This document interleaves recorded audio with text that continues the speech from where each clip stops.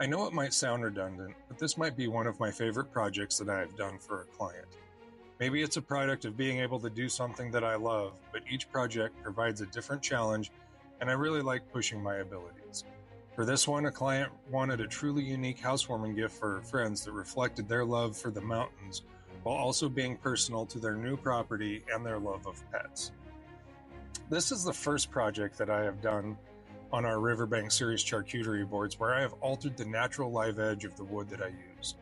I can only speak for myself, but I can instantly see when people try and imitate the natural curves of a live edge, and personally, I think it just looks really tacky.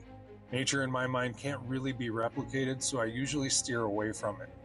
But I had an idea of what I wanted to try with the epoxy to create a sunset, and cutting out the profile of the mountains was part of my plan.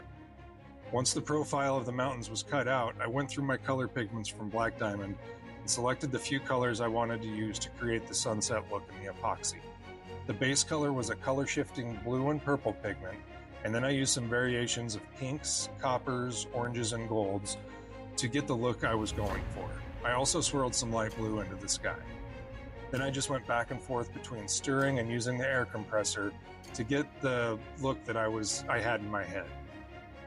After all the main epoxy work was done, the board went back on the CNC and it was time to add personalization on the board and giving the mountains some definition.